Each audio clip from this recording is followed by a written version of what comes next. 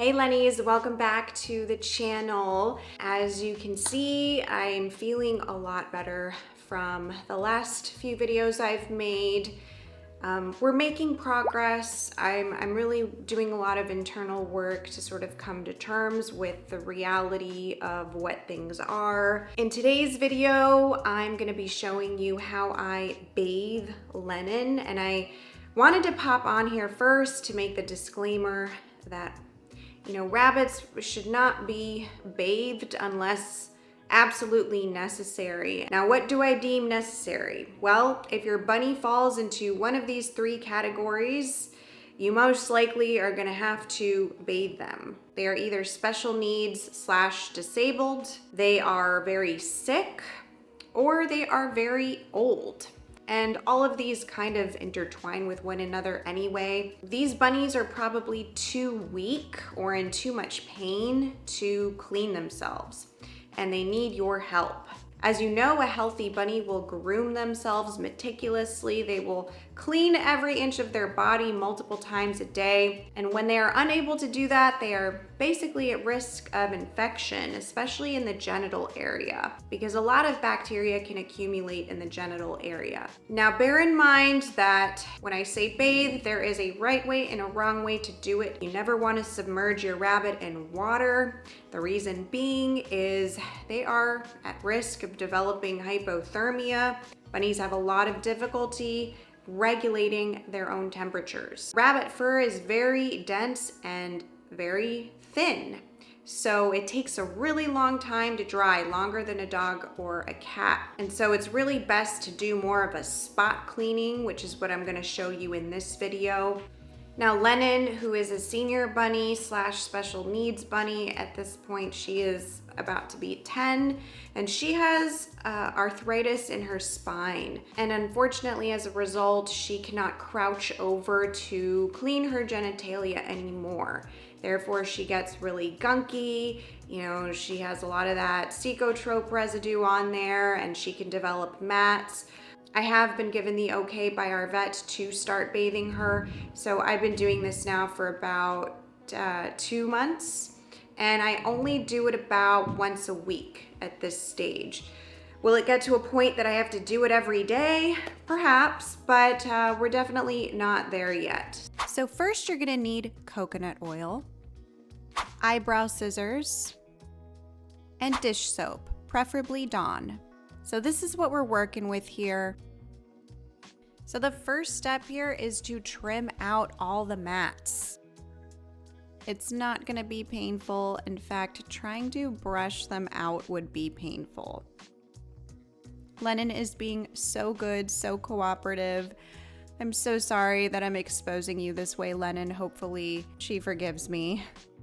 And yeah, you don't wanna go too crazy with it. We're not trying to go bald or, give your bunny a Brazilian. The goal is to not only remove the mats, but keep the fur nice and short in order to prevent further mats from occurring. And 2 disclaimers here, guys. Please use the utmost caution when using sharp objects like scissors. This activity should only be reserved for those of a mature age and those with experience handling rabbits. And secondly, always properly disinfect and sanitize your scissors before using them on your rabbit. You don't want to pile on more bacteria.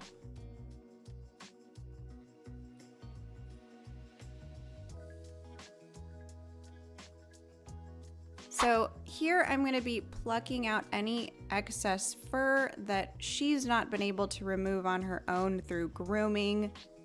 As you can see, quite a lot is coming out, and Lennon's not even going through a molt right now. Look at everything I removed. Isn't that crazy? Now I'm going to take the coconut oil and I'm going to gently apply it on the tips of her fur. This is just going to soften up any residual mats. It's also really nice because it's moisturizing. It's going to give her a little bit of a sheen. Just don't overdo it. You don't want your rabbit to get too greasy or irritated. Now I'm going to dampen the area. Please always use low pressure warm water. You don't want your rabbit to be cold or uncomfortable. Next, I am finally adding the Dawn dish soap, and I'm just doing it in increments here. I'm putting a little bit on, I'm massaging it in, I'm lathering it up, and then I'm adding a little bit more water.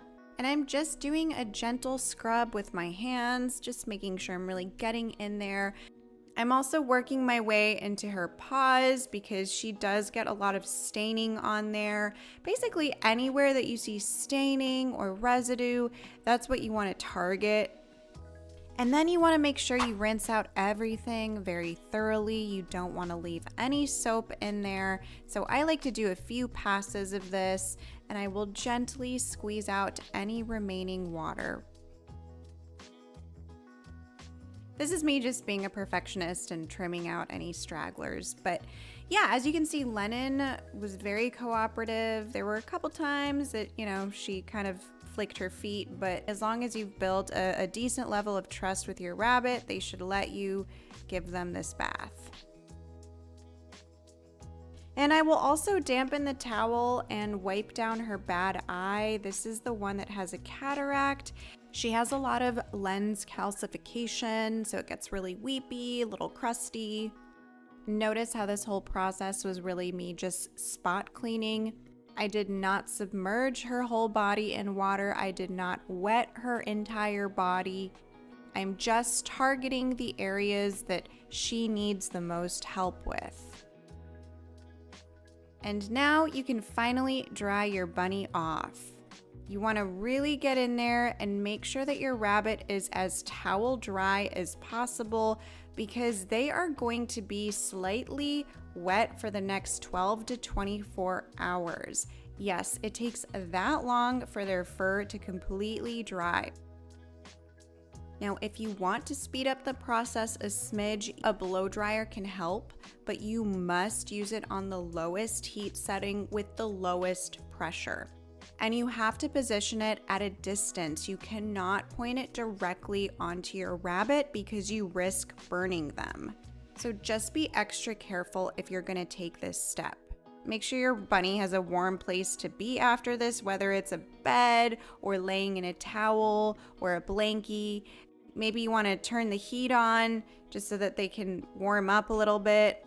And then I always give Lennon a treat afterwards just to teach her that taking a bath is not so bad. And then over the next 12 to 24 hours, you want to periodically check on them, make sure they're still eating, taking treats, using the bathroom, drinking water, etc., etc. If your rabbit for some reason stops eating or their temperature drops, then you really need to get them to the vet. And this is the final result. This is Lennon the next day. As you can see, she looks super clean. She looks like her old self. This is how she used to take care of herself. She was so immaculate with her grooming. She would never miss a spot. And it makes me really sad that, she can't do that anymore, unfortunately. But I'm happy to help her, and I'm committed to helping her for the rest of her life. So if you're in this position, I hope that this video has helped you. So that's it for this video, you guys. Hope you enjoyed it. Comment down below, do any of you have to do this? Thanks for watching us, and we'll catch you soon. Mwah.